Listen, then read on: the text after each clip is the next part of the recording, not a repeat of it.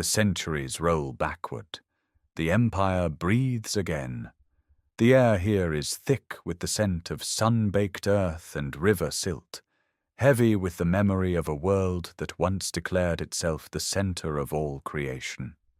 Behind these walls of glazed cobalt brick, where golden dragons and mighty bulls shimmer under the Mesopotamian sun, a city once stood that commanded the awe of every nation on earth. This is Babylon, Babylim, the gate of the gods, and its story is the story of civilization itself. What rises before us now is no ordinary ruin. These are the remnants of the largest metropolis the ancient world had ever known, a city of perhaps 200,000 souls, stretching across 900 hectares along both banks of the Euphrates, connected by a bridge of stone that no other city of its age could rival. The Ishtar Gate towers above, its lapis blue tiles catching the light as they did when Nebuchadnezzar II walked the processional way in triumph. Beyond it, the 7 tiers of the Etemenanki ziggurat once pierced the sky, a structure so immense that it inspired the biblical tale of the Tower of Babel. And somewhere within these palace grounds, terraced gardens may have cascaded with greenery, fed by ingenious hydraulic systems lifting water from the river below, earning their place among the 7 wonders of the ancient world. But Babylon did not begin in grandeur. It began in mud, and that is where our journey starts. We will trace the complete arc of this extraordinary civilization, from the earliest Sumerian settlements that took root in the alluvial floodplain around 4,000 years before the Common Era, through the rise of an obscure Amorite town that would become the seat of Hammurabi, the king who gave humanity its first great code of law. We will follow the centuries of Cassite rule, the brutal Assyrian domination, the fiery independence won by Nabopolassar, and the golden age built by his son Nebuchadnezzar II. We will walk the streets where merchants traded silver and barley, where scribes pressed reed styluses into wet clay, where astronomers charted the heavens and discovered cycles that predicted eclipses 18 years into the future. We will witness the fall, when Cyrus the Great of Persia entered these gates reportedly without battle, and we will stand in the throne room where Alexander of Macedon drew his final breath at the age of 32. And we will watch as the Euphrates itself slowly turned away, leaving Babylon to dissolve back into the earth from which it rose. This matters because Babylon never truly disappeared. Every time you glance at a clock divided into 60 minutes, every time you measure an angle in 360 degrees, every time a court of law weighs evidence and renders judgment, you are living inside the legacy of this city. Its legal codes shaped the Torah and Roman law. Its astronomical records laid the foundations of modern science. Its myths of floods and towers reaching heaven wove themselves into the sacred texts of 3 world religions. This is not merely a history lesson. This is a complete journey through time, from the first reed huts along the riverbank to the last cuneiform tablet pressed into clay in the 1st century of the Common Era, and onward to the archaeologists who pulled Babylon back from oblivion. By the end, you will understand not just what happened here, but how an entire civilization rose, flourished, shaped the world, and transformed into the invisible architecture beneath everything we know. If you find yourself drawn to these complete journeys through the ancient world, consider subscribing so that you never miss our next exploration. Each week, we bring you the full story of a lost world, told from the ground where it once stood. Now, let us begin our journey at the very beginning, where the river meets the mud, and the first stones of an eternal city are laid. The land is flat. It stretches in every direction without interruption, without a single hill to break the horizon. A vast alluvial plain built grain by grain over millennia by two rivers carrying silt from the mountains of eastern Anatolia. The Tigris runs swift and unpredictable to the east. The Euphrates flows slower, wider, more forgiving to the west. Between them lies a corridor of earth so rich in deposited sediment that a handful of it, dark and heavy with moisture, holds the promise of everything that will come. This is southern Mesopotamia around 4,000 years before the Common Era. Reed marshes stretch along the riverbanks, thick with bulrushes taller than a grown person. Flocks of waterfowl lift from shallow lagoons. The air is heavy, warm, saturated with the smell of wet earth and decomposing vegetation. There are no stones here, no timber forests, no metal ores buried in the ground. There is only mud, water, reeds, and relentless sun. And yet this apparent poverty is a disguise. The alluvial soil, renewed each spring by the river's flooding, possesses extraordinary fertility. Seeds pressed into this dark earth after the floodwaters recede produce barley and emmer wheat in quantities unimaginable on rain-fed hillsides. The reeds provide material for roofing, matting, fencing, and the hulls of small boats. The mud itself, shaped into bricks and dried under the Mesopotamian sun, becomes the universal building material of an entire civilization.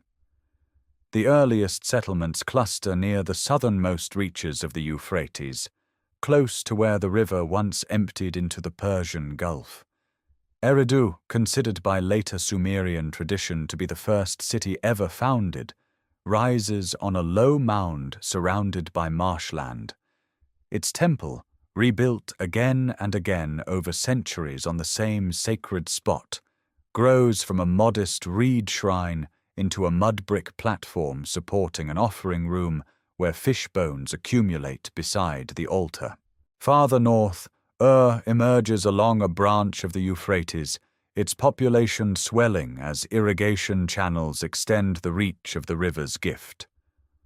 Uruk, the greatest of them all, expands to perhaps 40,000 inhabitants by around 3,300 years before the Common Era, becoming the largest human settlement the world has yet known.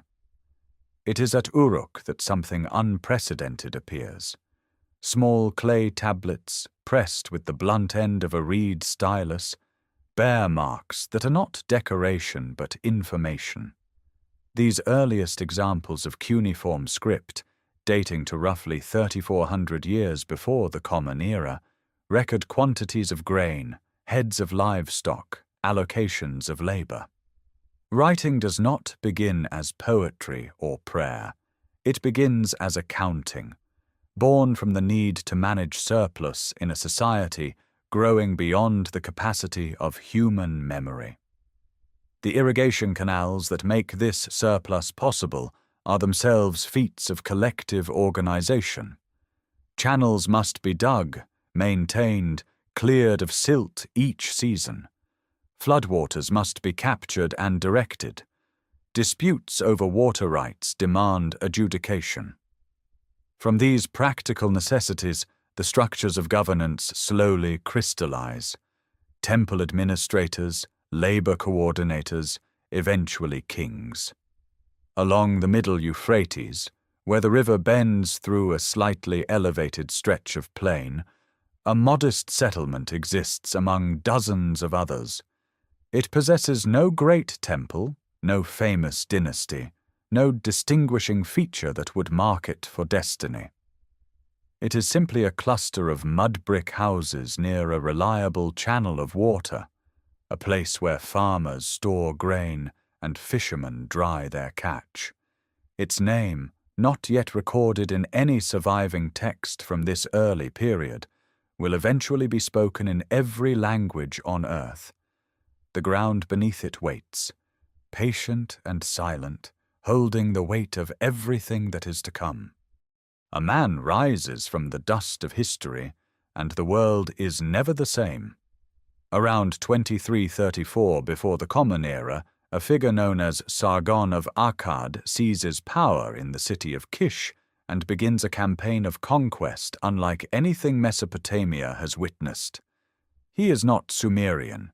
He speaks a Semitic language, Akkadian, and he forges from the patchwork of rival city-states the first multi-ethnic empire in recorded history.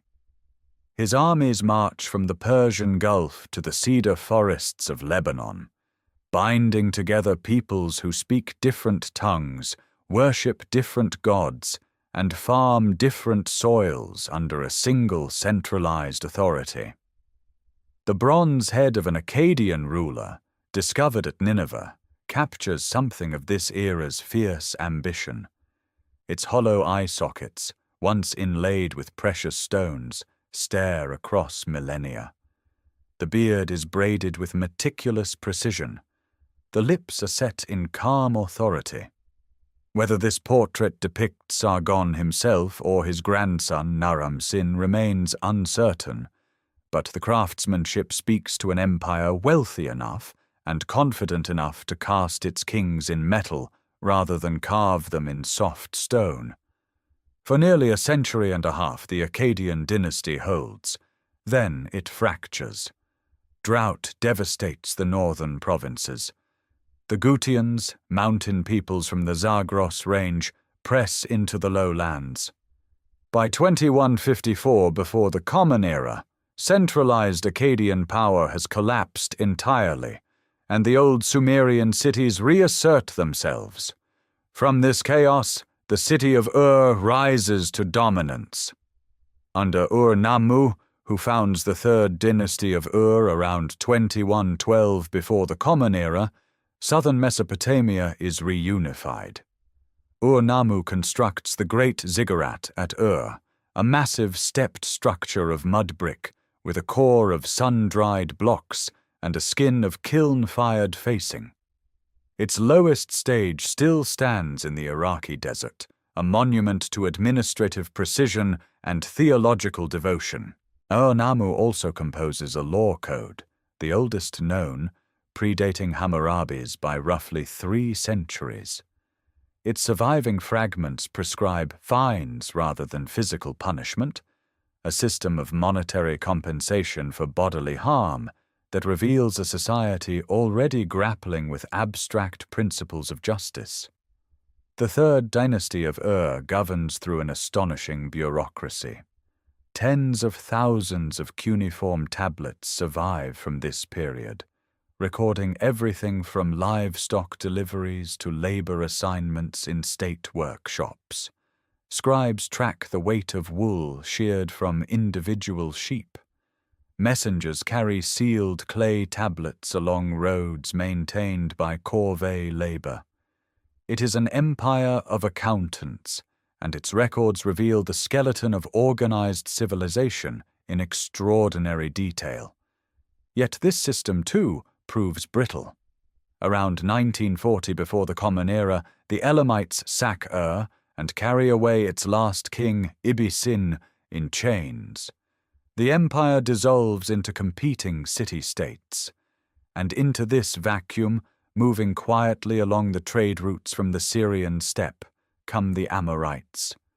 They are semi-nomadic herders, speakers of a West Semitic language, and Sumerian scribes regard them with suspicion, describing them as people who know no grain, no houses, no burial rites. Yet the Amorites do not destroy the civilization they enter. They absorb it. They learn cuneiform. They adopt Mesopotamian gods. They intermarry with local populations and install themselves as rulers of existing cities. Across southern Mesopotamia, Amorite dynasties take root in Isin, in Larsa, in Eshnunna, in Mari. And in 1894, before the Common Era, an Amorite chieftain named Sumu-Abum establishes an independent dynasty in a small, unremarkable settlement along the Euphrates. The city is called Babylon. It controls no empire. It commands no great army. It is one minor kingdom among many, surrounded by rivals who are older, wealthier, and more powerful. But the Amorite dynasty planted there will endure, and the sixth king to sit upon its throne will reshape the meaning of law, power, and divine authority for every civilization that follows. The city in those early decades is modest. Mud brick walls rise no higher than a few meters, enclosing a settlement that covers perhaps 40 hectares along the eastern bank of the Euphrates. Date palms line the irrigation canals that feed small plots of emmer wheat and barley. A temple to Marduk, still a minor deity in the broader Mesopotamian pantheon, stands at the settlement's heart, its mud brick platform barely distinguishable from the surrounding rooftops. Sumu-Abum, the dynasty's founder, fortifies these walls and declares Babylon independent from the crumbling authority of Isin. It is not a grand declaration. It is a practical one. The old order has fractured, and in the cracks, ambitious men build. 5 kings follow Sumu-Abum before the throne passes to the one who will transform everything. Each inherits a kingdom measured not in provinces, but in walking distances. Sumu-La'el, the second king, reigns for 36 years and proves the most consequential of these early rulers. He extends Babylon's walls, strengthens its canal network, and absorbs the nearby towns of Kish and Sippar through a combination of military pressure and diplomatic marriage. The territory remains small, but the strategy is clear. Babylon grows not by dramatic conquest, but by patient accumulation, absorbing neighbors one by one while larger powers look elsewhere. Clay tablets sealed inside clay envelopes travel between royal courts during these decades. The diplomatic correspondence reveals a world of shifting alliances, broken treaties, and constant negotiation. Larsa dominates the south under its Amorite rulers. Eshnunna controls vital trade routes to the east, channeling goods from the Iranian plateau. Mari, far to the northwest on the upper Euphrates, commands the caravan traffic linking Mesopotamia to Syria and beyond. Babylon sits among these powers like a minor piece on a vast game board, surviving through careful positioning rather than brute strength. The marketplace of early Babylon reflects this precarious vitality. Merchants weigh barley in standardized measures and exchange small pieces of silver cut from coiled rings. Wool, sesame oil, and dried fish move through narrow streets where donkeys press against pedestrians. The economy operates on a dual standard, barley for daily transactions and silver for larger exchanges, and temple administrators record every movement on clay tablets that will survive 38 centuries in the earth. Sabium, Apil-Sin, and Sin-Mubalit continue the slow consolidation. Each king repairs the city walls, dredges the canals, and maintains the delicate web of alliances that keeps Babylon from being swallowed by its neighbors.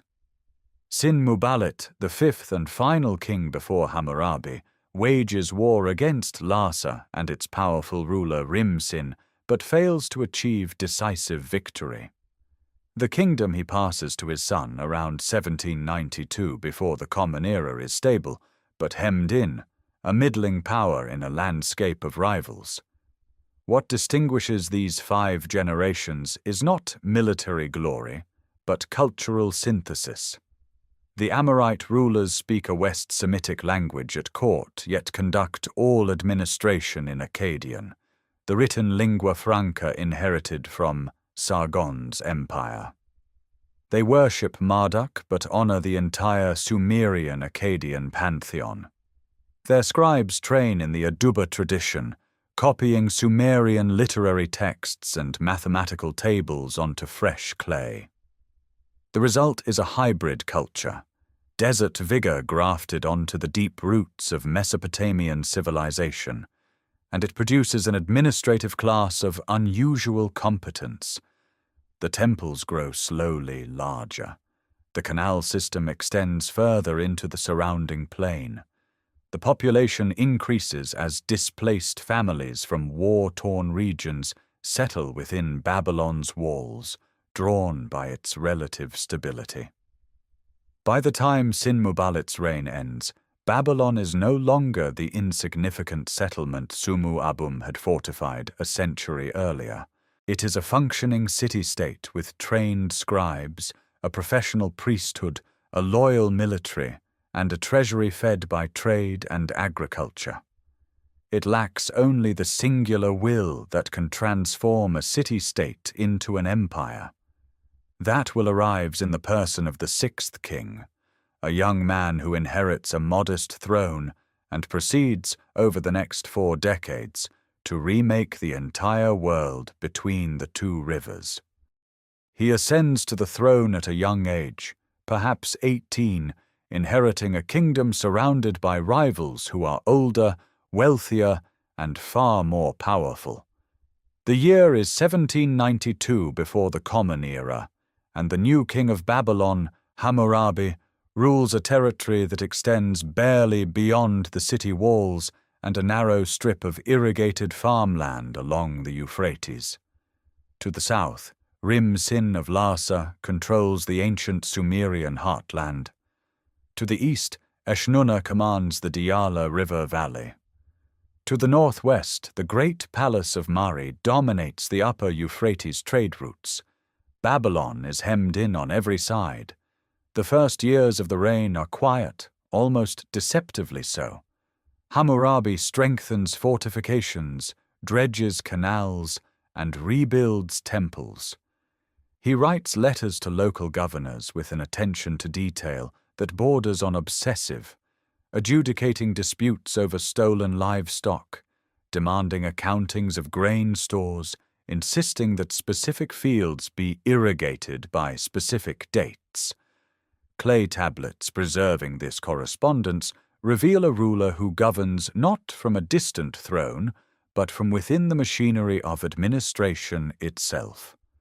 Then the campaigns begin.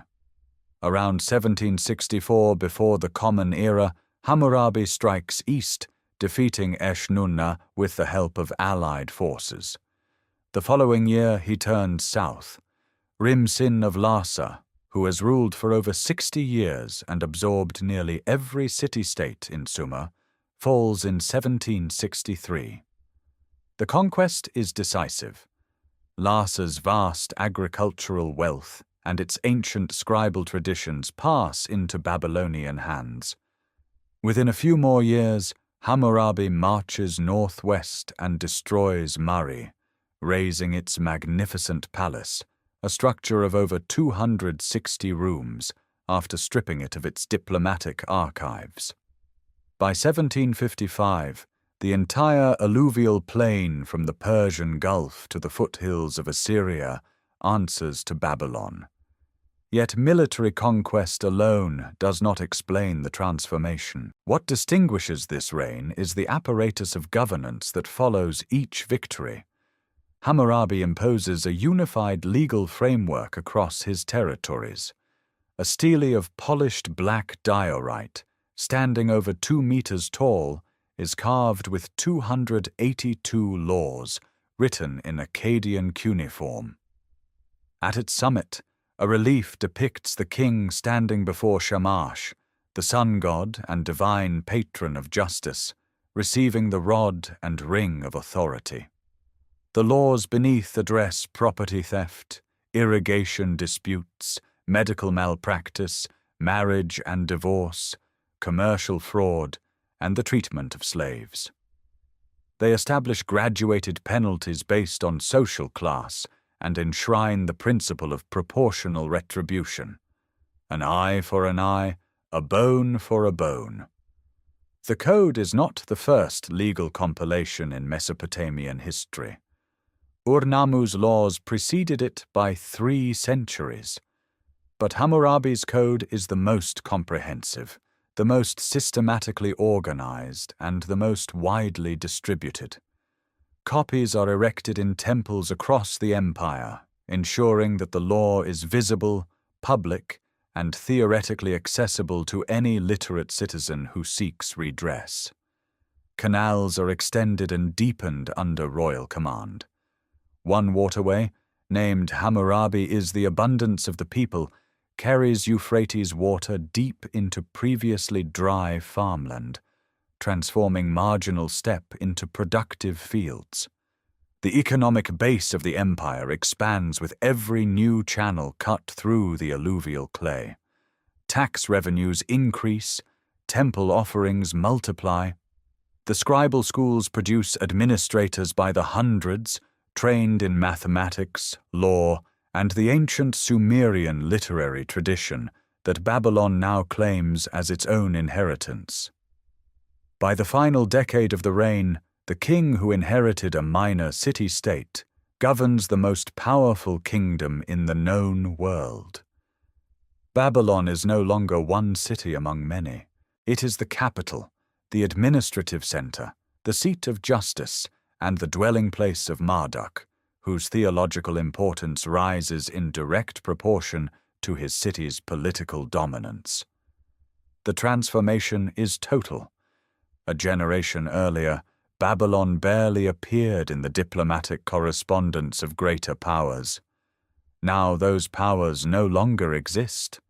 Their archives sit in Babylonian storerooms, their gods reside in Babylonian temples, and their people pay tribute to a throne that commands both the sword and the written law. The power that radiates from the throne is not sustained by armies alone. Behind the administrative machinery, beneath the legal codes, deeper than the canal networks and grain stores, there pulses a theological conviction that holds the empire together. Marduk, once a local deity of modest rank among the Mesopotamian pantheon, now ascends to supremacy. His elevation mirrors the elevation of his city. As Babylon conquers, Marduk conquers. As Babylon judges, Marduk judges.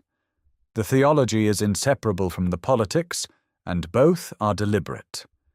The Esagila temple complex stands at the spiritual heart of the capital.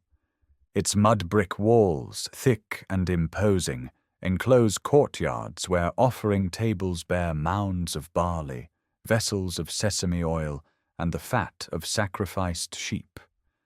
Within the innermost sanctuary, a cult statue of Marduk sits enthroned, dressed in fine garments changed with the seasons, attended by priests who wash, anoint, and feed the god as though he breathes.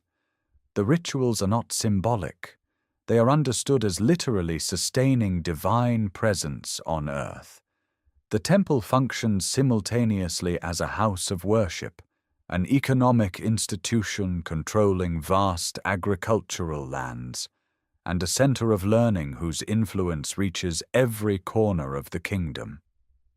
It is within the temple precincts and the scribal schools attached to them that the intellectual architecture of Babylon takes shape.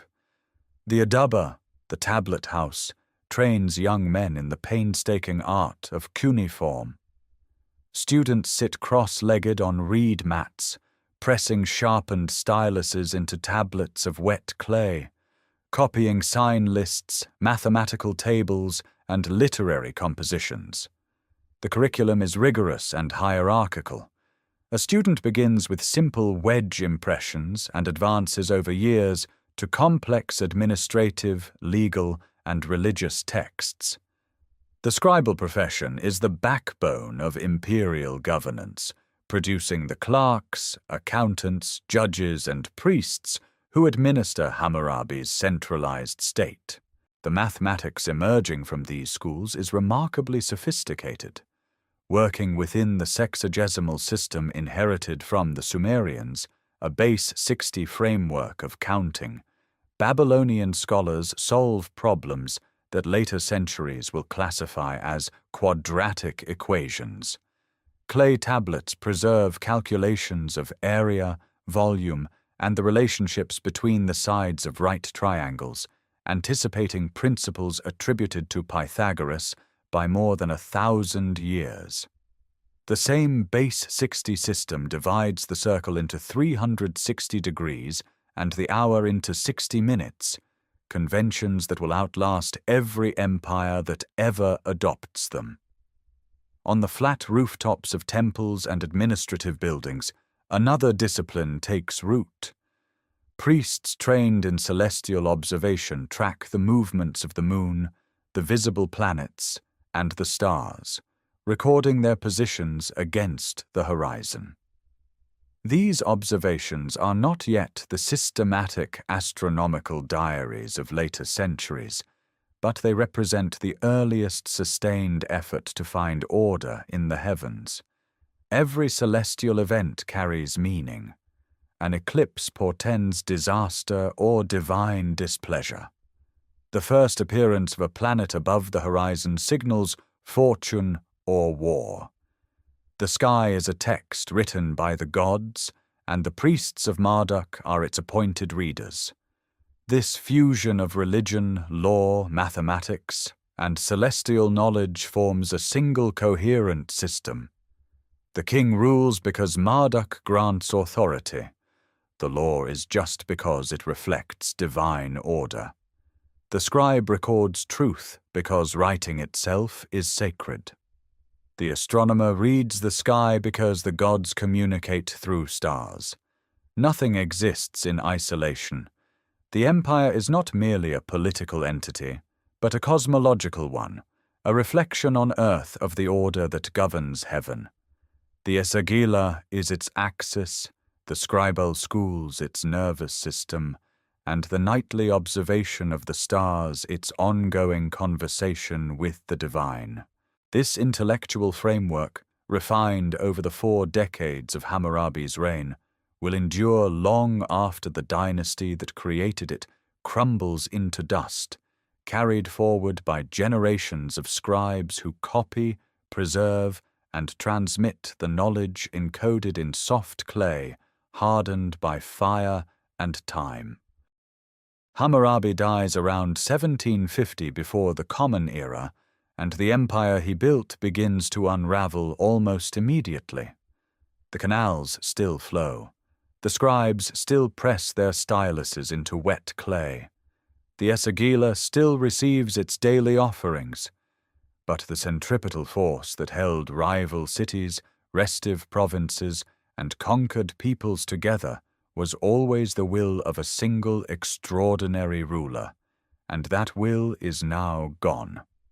His son Samsu-iluna inherits the throne, and with it, a kingdom already straining at its seams. Within the first years of his reign, the southern cities erupt. The ancient Sumerian heartland, cities like Uruk, Nippur, and Lhasa, cities that had submitted to Hammurabi's armies but never truly surrendered their pride, rise in coordinated rebellion. Samsu-iluna marches south. He fights. He claims victories in his year names, the Babylonian method of dating each regnal year by its most notable achievement. But the inscriptions grow quieter about the south as the decades pass. Nippur, the sacred city whose blessing legitimized Mesopotamian kingship for over a millennium, slips from Babylonian control. The marshlands of the far south coalesce into an independent polity known as the Sealand dynasty, ruled by kings who claim ancient Sumerian heritage and reject Babylonian authority entirely. The empire that Hammurabi forged from the Persian Gulf to the Middle Euphrates contracts, to a rump state centered on Babylon and its immediate hinterland. The canals tell the story as clearly as any inscription. Irrigation systems require constant maintenance, armies of laborers dredging silt, repairing embankments, clearing secondary channels. As provincial control weakens, the labor corvées that sustained these networks falter. Fields that once produced surplus barley revert to marsh or dust. Tax revenues decline. Military capacity diminishes. Each loss feeds the next. 5 kings follow Samsu-Iluna over the next century and a half. Abieshu attempts to reclaim the south and reportedly dams a watercourse to flush out the sea-land rebels, an engineering project that fails. Amiditana and Amisaduqa maintain the rituals, issue royal edicts cancelling debts in the ancient tradition of social reform, and keep the scribal schools functioning. The intellectual infrastructure endures even as the political framework crumbles. Amisaduqa's Venus tablet, recording the rising and setting times of the planet Venus over 21 years, represents some of the most precise astronomical observation of the ancient world, produced by a dynasty in its twilight. The mud-brick fortifications of the outer cities crack and erode. Garrisons thin. Trade routes that once funneled copper, tin, timber, and precious stones into Babylonian markets are disrupted by nomadic incursions and the ambitions of rising powers to the north and east. The Cassites, a people from the Zagros highlands, begin appearing in Babylonian records as laborers and mercenaries, a quiet infiltration that will have enormous consequences. Then, around 1595, before the Common Era, destruction arrives from an entirely unexpected direction. Mursili I, the young king of the Hittites, launches a military campaign of breathtaking audacity. His army marches over 1,000 kilometers from Hattusa in central Anatolia, down the Euphrates corridor, smashing through every defense in its path. Hittite chariots, lighter and faster than anything Babylon can field, thunder across the plains. The raid is not a conquest but a devastation, a lightning strike aimed at the richest prize in Mesopotamia. Babylon falls, the temples are plundered, the sacred statue of Marduk, the divine heart of the city, is carried away. Mursili does not stay. He withdraws northward, and his own dynasty soon collapses into palace intrigue and assassination. But the damage is absolute. The Amorite dynasty that Sumu-Abum founded nearly 3 centuries earlier ceases to exist. The throne room of the last king, Samsu-Ditana, stands empty. Dust settles on the offering tables of the Esagila. The city does not die, but it enters a long silence, a vacuum of power that will eventually be filled by the Cassite horsemen already waiting at the margins. The gate of the gods stands open, and no one guards it. They come from the mountains. The Cassites, known in their own tongue as the Kashu, descend from the folds of the Zagros range to the northeast, a people whose origins remain stubbornly obscure even to modern scholarship. They do not storm Babylon as the Hittites did. They filter in slowly, filling the vacuum left by the Amorite collapse, settling first as laborers and soldiers in the decades before the sack, then gradually assuming authority over a city too exhausted to resist.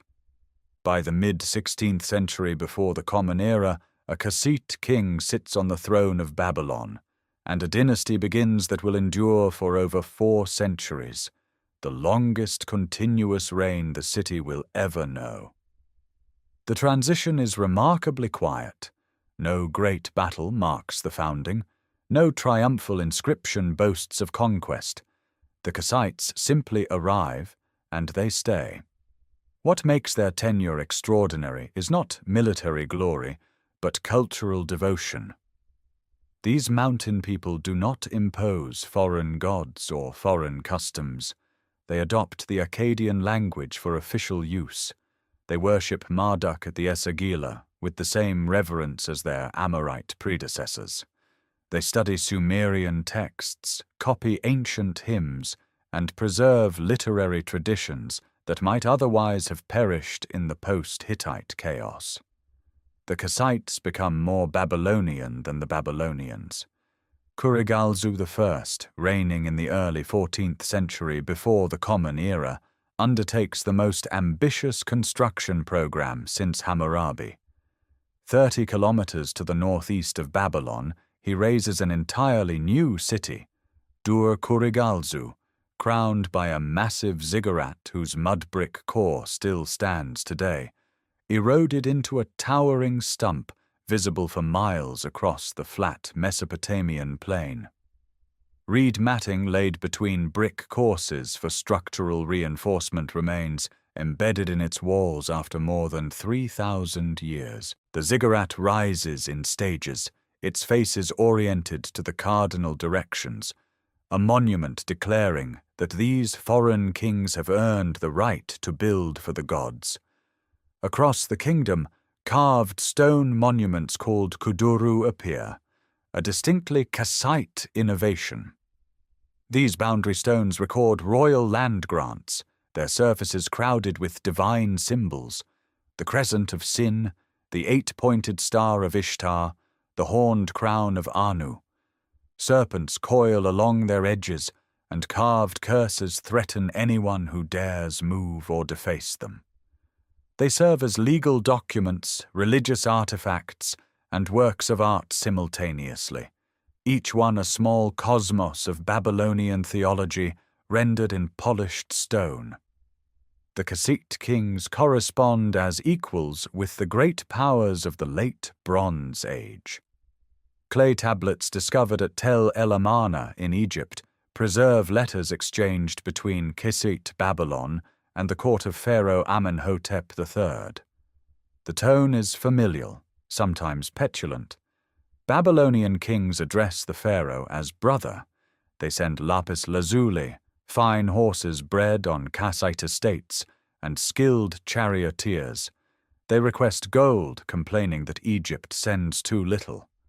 These letters reveal a world of interconnected diplomacy, royal marriages across borders, and a sophisticated balance of power stretching from the Nile to the Euphrates. Horse breeding becomes a Cassite specialty. Vast estates along the Diyala River raise chariot teams that are prized across the ancient world. Cassite veterinary knowledge, recorded on cuneiform tablets, details the care and training of horses with remarkable precision. The chariot, already a weapon of war, becomes under Cassite stewardship a symbol of aristocratic prestige and diplomatic currency. Yet the dynasty's end arrives through the same forces that shaped the entire late Bronze Age collapse. Elamite armies from southwestern Iran, led by King Shutruk-Nahunta, invade Babylonia around 1158 before the Common Era.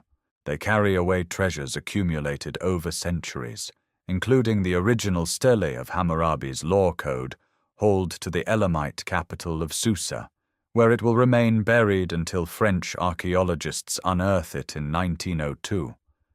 The last Cassite king, Enlil-nadin Ahi, is dragged into captivity around 1155. The dynasty that guarded Babylon's soul for 400 years ends not with a whisper, but with the grinding of Elamite chariot wheels across sacred ground. The city endures. It always endures.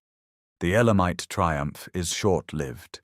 Within a generation, a new dynasty rises from the ashes of Cassite Babylonia, rooted in the southern city of Isin. These kings of the second dynasty of Isin inherit a wounded land, its temples stripped, its treasures carried east into the Zagros foothills. But among them emerges a ruler whose name will echo across Mesopotamian memory for half a millennium. Nebuchadnezzar I ascends the throne around 1125 before the Common Era, and he carries a single obsession: the recovery of Marduk. The golden statue of the god, seized by Shutruk-Nahunta's armies, sits in an Elamite sanctuary, a hostage of divine proportions. Without Marduk in the Esagila, Babylon is theologically incomplete, a body without breath. Nebuchadnezzar I marshals his forces and marches east into Elam, striking during the brutal heat of summer when the rivers run low and the mountain passes lie open. The campaign succeeds. The statue of Marduk returns to Babylon in a procession that transforms a military victory into a cosmic restoration. Priests compose hymns celebrating the event as proof that the god himself willed his homecoming. The king's reputation crystallizes into legend.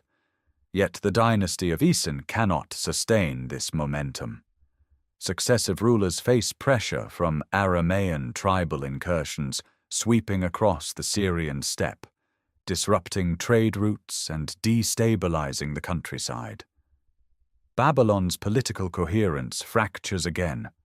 A series of weak dynasties follow, their names barely preserved in the king lists, their reigns measured in months rather than decades. Into this vacuum steps Assyria.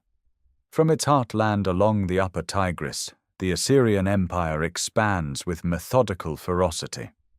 Tiglath-Pileser III, reigning from 745 to 727 before the Common Era, imposes direct control over Babylonia, eventually claiming the Babylonian throne under a separate royal name. The pattern repeats across generations. Assyrian kings regard Babylon with a paradox of reverence and domination. They worship Marduk, yet demand submission. They restore temples, yet install puppet rulers. The tension shatters catastrophically under Sennacherib. When Babylon revolts in 689 before the Common Era, the Assyrian king unleashes total destruction. His armies breach the ancient walls, raze the Esagila, topple sections of the Etemenanki, and divert canal water through the ruins to dissolve the mud-brick foundations into mud. Sennacherib's own inscriptions boast of the annihilation with chilling precision.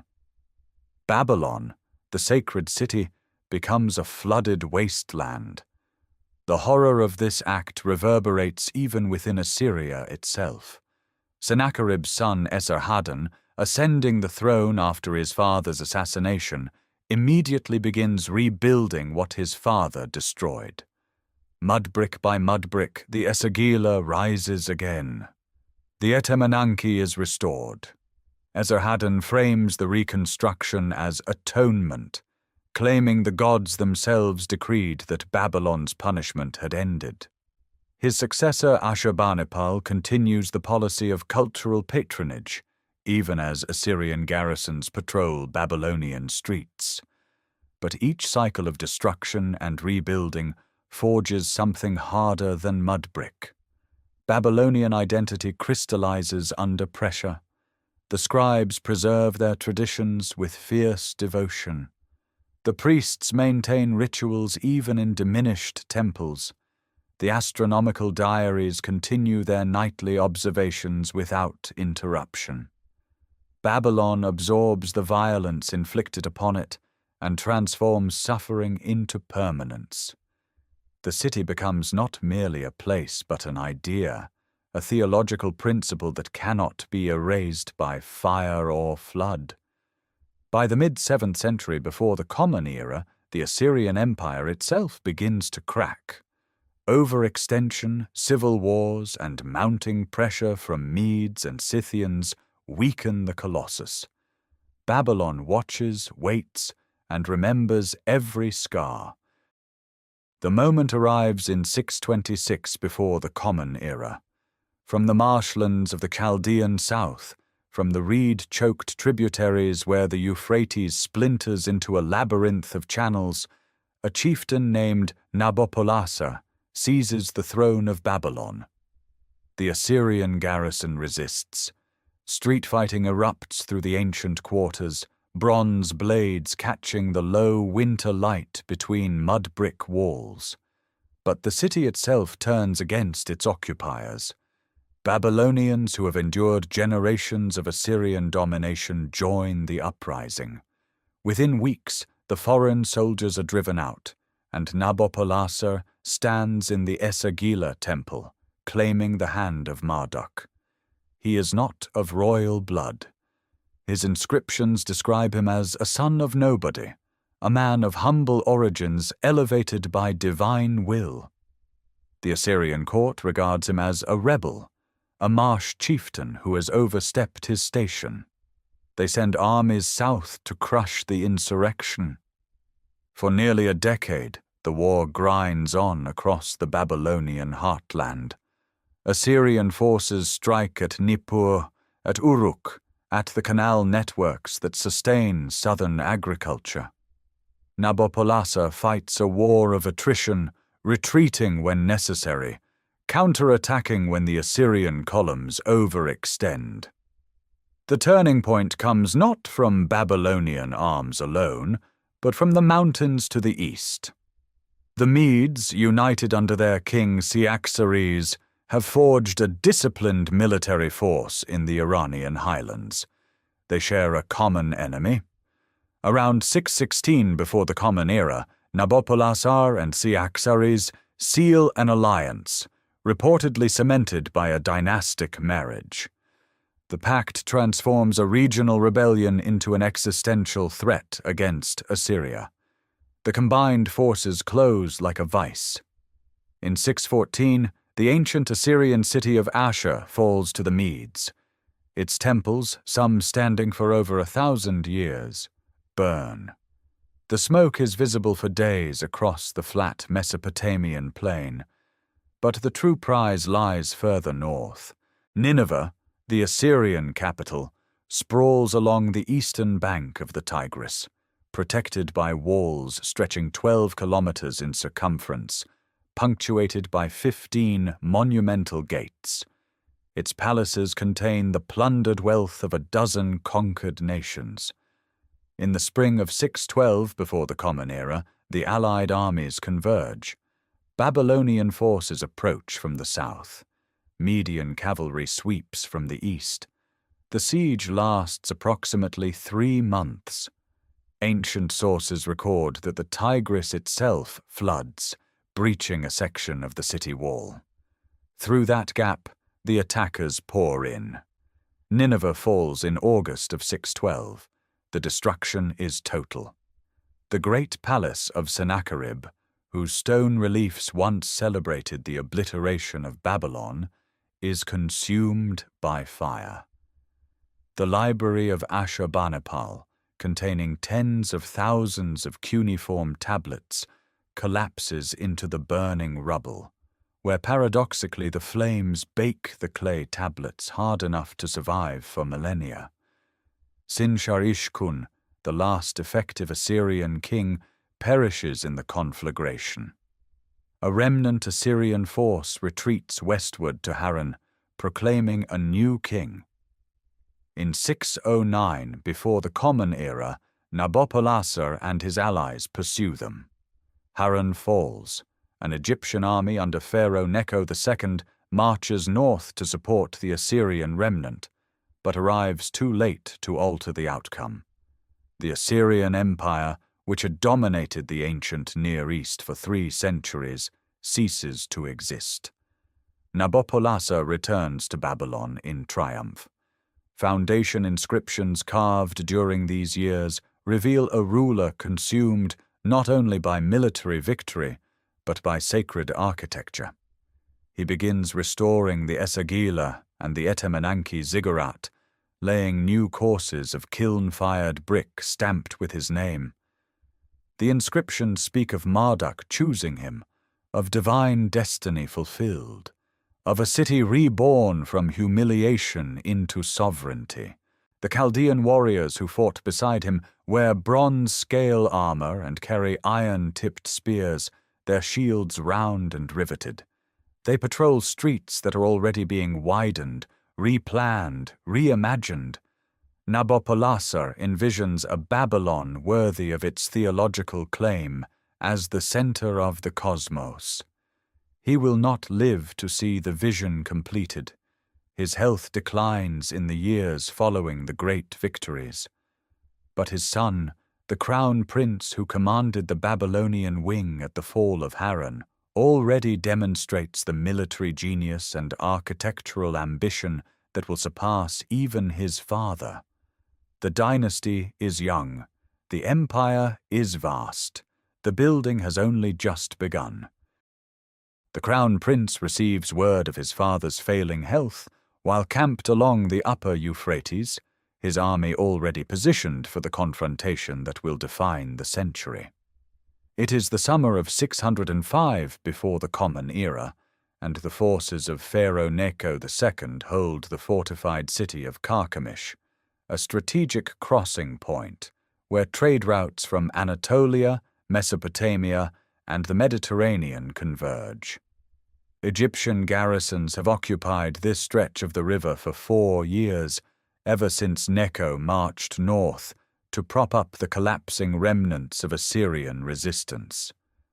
Now the young Babylonian commander moves to end that presence permanently. The battle unfolds along the western bank of the Euphrates. Babylonian infantry advances in disciplined formations, bronze-scaled armor glinting beneath the Syrian sun, iron-tipped spears leveled against Egyptian shield walls. The Babylonian Chronicle, a terse administrative record preserved on clay, states simply that Nebuchadnezzar crossed the river and inflicted a decisive defeat. The Egyptian army shatters. Survivors flee southward through the Levantine corridor, and the Babylonian forces pursue them as far as the district of Hamath, destroying the remnants. In a single engagement, the balance of power across the ancient Near East shifts irreversibly. Egypt retreats behind its borders. The Levant lies open. Then word arrives that Nabopolassar has died in Babylon. The prince abandons the pursuit and races home across the desert, covering the distance in weeks. He ascends the throne in September of 605 before the Common Era, taking the name Nebuchadnezzar II. He is perhaps 30 years old, already a proven general, and he inherits an empire stretching from the Persian Gulf to the borders of Egypt. The campaigns that follow are relentless. Year after year, the Babylonian army marches westward. The Phoenician city-states of Tyre, Sidon, and Byblos submit and send tribute: cedar timber, purple-dyed textiles, silver, and skilled craftsmen. The kingdoms of the Levant calculate their odds, and most choose submission. Those who resist learn the cost. The siege engines of Babylon, battering rams mounted on wheeled platforms, earthen ramps packed against city walls, are the most sophisticated military technology of the age. Jerusalem resists. King Jehoiakim of Judah, encouraged by Egyptian promises that never materialize, withholds tribute. In 597 before the Common Era, the Babylonian army surrounds the city. Jehoiakim dies during the siege, and his young son Jehoiachin inherits a hopeless situation. After 3 months on the throne, Jehoiachin surrenders. The Babylonian Chronicle records the event with bureaucratic precision. The city is taken, the king is captured, a new king is appointed. Nebuchadnezzar deports Jehoiachin along with the royal family, court officials, military officers, and skilled artisans, perhaps 10,000 people in total, according to the Hebrew scriptures. Temple treasures of gold and silver are loaded onto carts and sent east to Babylon. The deportation caravans cross the Syrian steppe under military escort, columns of displaced humanity moving through landscapes of dust and scrub toward the alluvial plains of southern Mesopotamia. These exiles will be settled along canals and waterways, permitted to maintain their customs, even to prosper in commerce. But they are hostages to compliance, guarantees that the puppet king Zedekiah, installed on Jerusalem's throne, will remain loyal. Meanwhile, in Babylon itself, the first phases of a transformation begin. Nebuchadnezzar channels the wealth of empire into construction on a scale the ancient world has never witnessed. Kilns fire millions of bricks stamped with his name. Canal systems are deepened and extended. The foundations of a new southern palace are laid, its walls rising thick with sun-dried mud brick cores faced in kiln-fired exteriors. Tribute labor and deported craftsmen join native Babylonian workers in reshaping the city. The processional way begins to take form, its roadbed laid with limestone slabs set in bitumen. The vision Nabopolassar carried to his grave now passes to a son with the resources and the will to realize it beyond anything his father imagined. The kilns never rest. By the 580s before the Common Era, tens of thousands of bricks emerge daily from firing pits along the Euphrates, each one stamped in cuneiform with the name and titles of Nebuchadnezzar II, King of Babylon, restorer of temples, beloved of Marduk. The clay is drawn from the riverbanks, shaped in wooden molds, dried under the Mesopotamian sun, then fired at temperatures exceeding 1,000 degrees until the mud brick transforms into something closer to stone. But the most extraordinary bricks undergo a second process. Artisans coat their faces with glazes mixed from copper, cobalt, and quartz sand, then fire them again until the surfaces fuse into glass, brilliant cobalt blue, turquoise, white, and gold. These are the bricks destined for the Ishtar Gate. The gate rises at the northern entrance of the inner city, straddling the processional way where it passes through the fortification walls. Its structure is massive, over 14 meters high, with a deep gateway flanked by towers of kiln-fired brick. Every surface blazes with color. Against fields of deep lapis blue, rows of animals march in molded relief. The Mushushu, the sacred dragon of Marduk, strides forward with serpentine neck, forked tongue, and taloned feet, its body covered in scales rendered in turquoise and gold.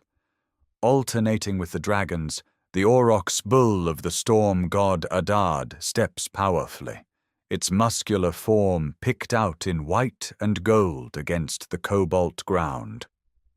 13 rows of these creatures process across the gate's facade, each figure assembled from individually molded and glazed bricks fitted together with extraordinary precision. The processional way extends southward from the gate for approximately 250 meters, its roadbed paved with limestone slabs over a foundation of baked brick set in bitumen. The walls flanking this sacred corridor rise high on both sides, and along them stride 60 molded lions, the sacred animal of Ishtar, goddess of war and desire, their manes rendered in gold and brown, their bared teeth white against blue backgrounds. The entire passage functions as a corridor of divine power, designed to overwhelm anyone who walks its length during the great Akitu festival. Beyond the gate, the city Nebuchadnezzar constructs defies every precedent. The southern palace, his primary residence, sprawls across a vast complex of 5 courtyards, each surrounded by administrative halls, storage magazines, and ceremonial chambers.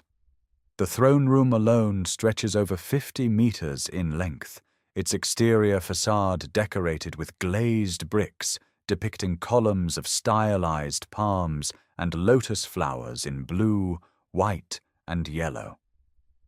The northern palace, sometimes called the Summer Palace, occupies a position near the river where breezes cool its chambers. The fortification system surrounding the inner city consists of a double wall, an inner wall called Imgur Enlil, approximately 6.5 meters thick, and an outer wall called Nimitti Enlil, nearly 4 meters thick, with a space between them filled with rubble. Beyond these, a moat fed by the Euphrates encircles the defences. The outer city wall extends even farther, encompassing suburbs and agricultural land. Herodotus, writing more than a century later, claims the outer walls are broad enough for a 4-horse chariot to turn upon their summit. Even accounting for Greek exaggeration, the archaeological remains confirm fortifications of extraordinary scale. The construction consumes resources from across the empire. Cedar timber arrives from Lebanon. Basalt is transported from quarries hundreds of kilometers distant. Bitumen, the black petroleum tar used as mortar and waterproofing, flows from natural seeps near Hit on the middle Euphrates. Deported laborers from Judah, Phoenicia, and other conquered territories work alongside native Babylonians, their rations recorded on administrative tablets discovered millennia later in palace storerooms. What emerges is not merely a city, but a theological statement rendered in fired earth and colored glass. Every gate bears the name of a deity. Every wall proclaims divine favor. The Ishtar Gate, with its cobalt dragons and golden bulls, declares that the gods themselves guard this threshold. Babylon becomes, in these decades, the largest and most visually magnificent city on the surface of the earth, a metropolis whose walls, gates, and palaces will haunt the memory of every civilization that follows. Beyond the walls and gates, beyond the palaces sheathed in glazed brilliance, one structure commands the Babylonian skyline above all others. The Etemenanki, the temple of the foundation of heaven and earth, rises from the sacred precinct in the heart of the city like a mountain built by human hands. Its origins stretch back centuries before Nebuchadnezzar II, but the king finds it in a state of partial ruin, its upper stages crumbled, its brickwork weathered by generations of neglect and war. He resolves to complete what his father Nabopolassar began, the full restoration of Marduk's cosmic stairway. The structure ascends in 7 receding tiers from a base measuring approximately 91 meters on each side. Sun-dried mud brick forms the core, encased in a skin of kiln-fired brick set in bitumen mortar. Each successive stage narrows as it climbs, creating the stepped profile that defines Mesopotamian sacred architecture. At the summit, roughly 91 meters above the alluvial plain, a temple clad in blue-glazed brick gleams against the pale sky. This is the dwelling place of Marduk himself, furnished according to Babylonian tradition with a bed of fine wood and a golden table where the god receives offerings. No ordinary person ascends to this chamber. Only the high priest enters, mediating between heaven and the mud-born city below.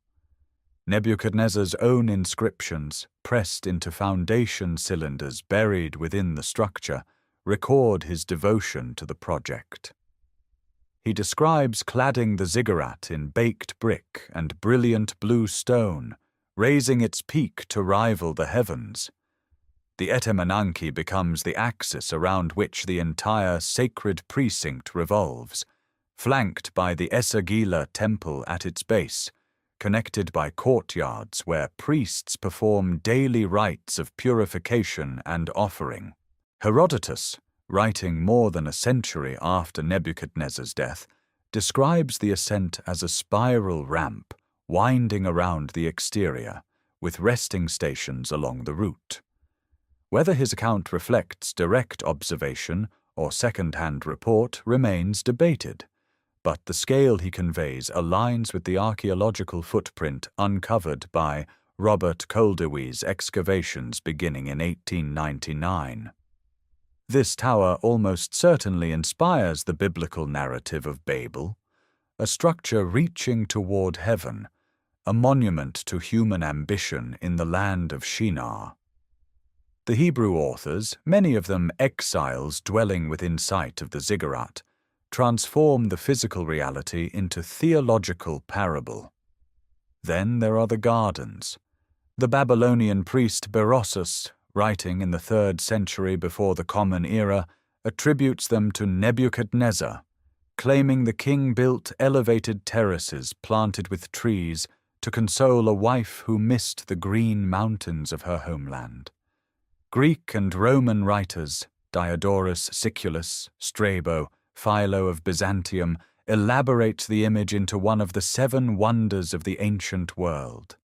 Stone terraces rising like a theatre, waterproofed with layers of reed matting and bitumen, irrigated by mechanical devices lifting water from the Euphrates to the uppermost level. No Babylonian text yet discovered explicitly mentions these gardens. Koldewey identified a vaulted stone structure in the northeast corner of the southern palace as a possible foundation, noting its unusual use of stone in a city built almost entirely of brick. He also found a well with a triple shaft design that could have supported a chain pump mechanism. The evidence remains circumstantial. The Assyriologist Stephanie Daly has proposed that the gardens actually belonged to Nineveh, built by the Assyrian king Sennacherib, and were later misattributed to Babylon through centuries of literary confusion. The debate continues among scholars. What remains beyond dispute is the image itself. Terraces of green suspended above a city of brown and blue, water defying gravity and the desert heat, engineering serving beauty. Whether located in Babylon or Nineveh, the concept captures something essential about Mesopotamian civilization, the determination to reshape the natural world through ingenuity, to carry rivers upward, to make gardens bloom where only dust should grow. The Etemenanki and the gardens together represent the twin aspirations of Nebuchadnezzar's Babylon, one reaching toward the gods, the other recreating paradise on earth. The ambitions of empire exact their toll not only in treasure and blood, but in the fates of distant peoples caught within the machinery of conquest.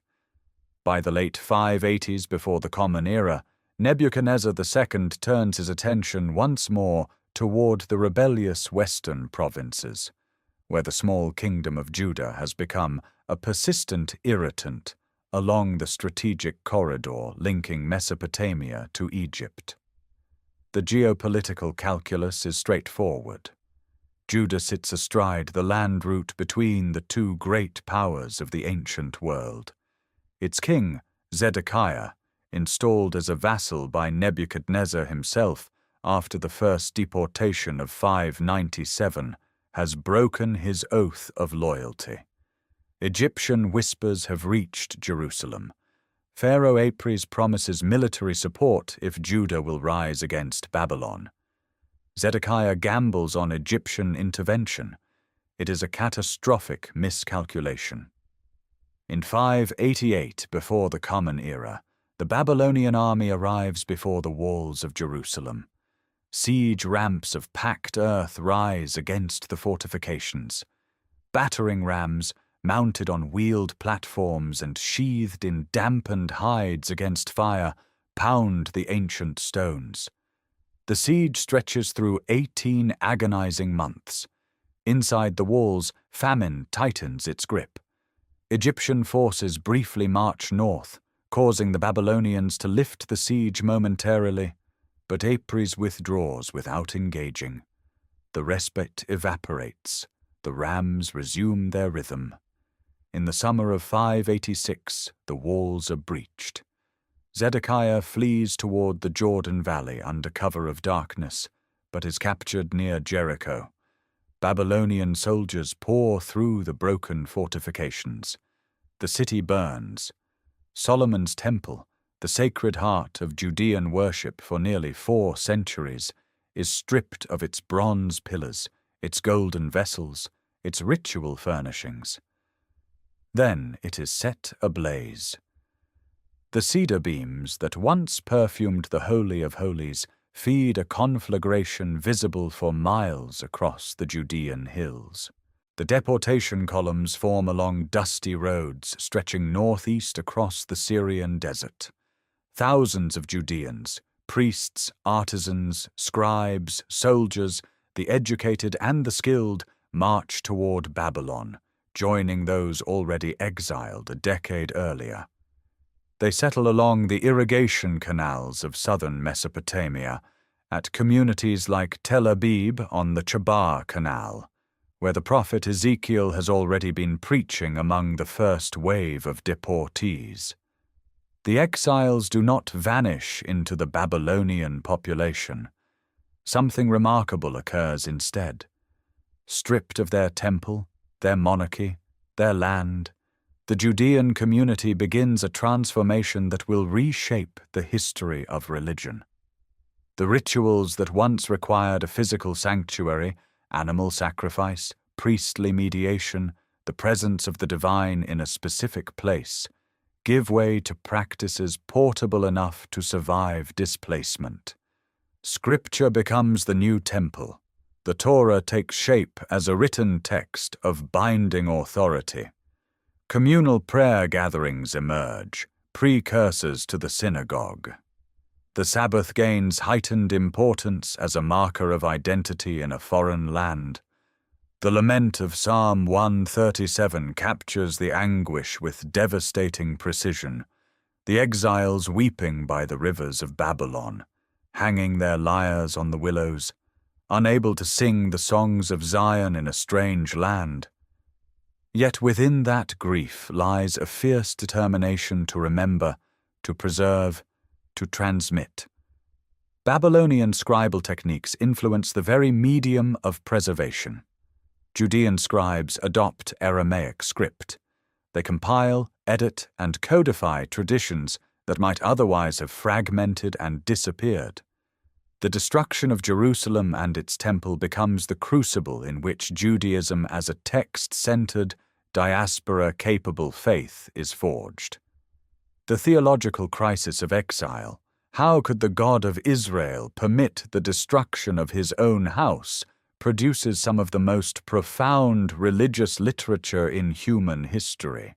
The prophetic writings of Ezekiel and the later chapters of Isaiah emerge from this landscape of canals and date palms, of foreign constellations and remembered hills.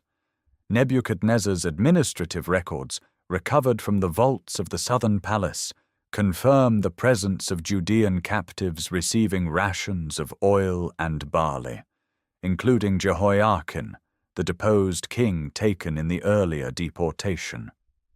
The Babylonian Empire absorbs its conquered peoples with bureaucratic efficiency, assigning them land, permitting them commerce, integrating them into the economic fabric of the state, while holding them far from home.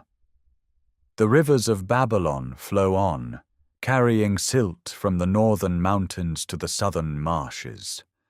Along their banks, a displaced people quietly builds the intellectual and spiritual architecture that will outlast every empire of the ancient world. Beyond the monuments and the conquests, beyond the temples and the thrones, a city breathes.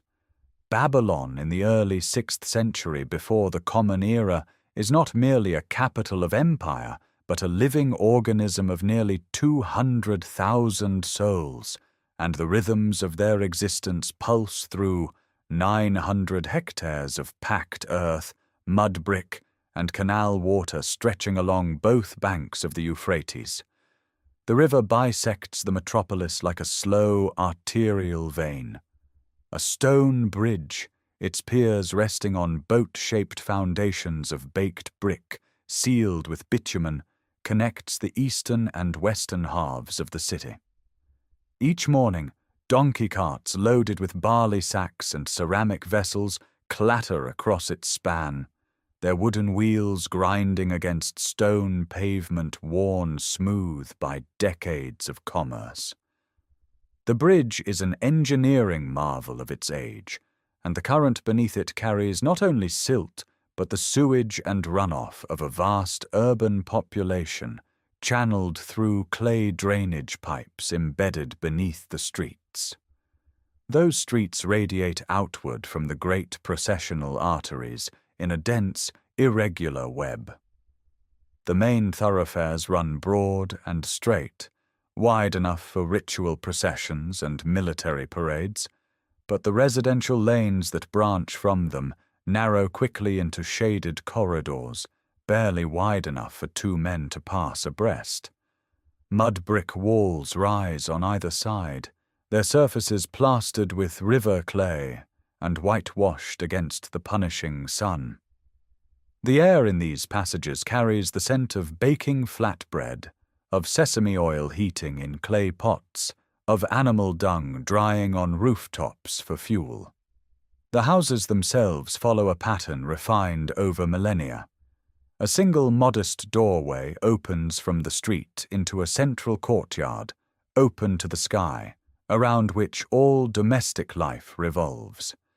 Date palms grow in the larger courtyards, their fronds casting latticed shadows across packed earth floors. A bread oven of fired clay stands in one corner, its domed shape blackened from years of daily use. Ceramic water jars, their porous walls sweating moisture to cool the contents, line the shaded walls. Rooms arranged on the ground floor serve as kitchens, storage, and reception areas, while upper stories reached by narrow mud brick staircases provide sleeping quarters where reed mats and woven textiles cover the floors. Water arrives through a network of canals branching from the Euphrates, regulated by sluice gates that municipal officials maintain with meticulous attention. The canals serve triple duty as irrigation channels for the gardens and date groves surrounding the city, as transport corridors for small cargo boats, and as the primary water supply for household use. Waste flows through clay pipes beneath the houses into larger drainage channels running beneath the streets, a sanitation system sophisticated enough to manage the effluent of a population larger than most cities would achieve for another 2,000 years. Children move through the alleyways in the amber light of late afternoon, their bare feet raising small clouds of dust. The sounds of the city layer upon one another in an unbroken weave, the braying of donkeys, the rhythmic thud of grain being pounded in stone mortars, the distant chanting of temple liturgies carried on the warm wind from the Esagila precinct.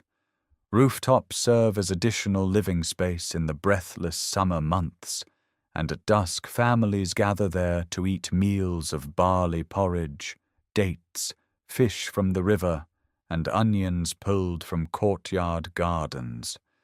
This is the city that Nebuchadnezzar has built not only in glazed splendor, but in the invisible infrastructure of daily survival.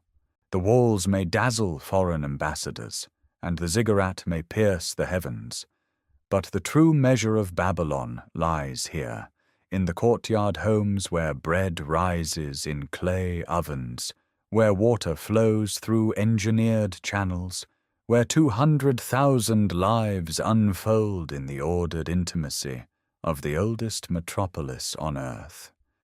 The quays along the Euphrates come alive before dawn.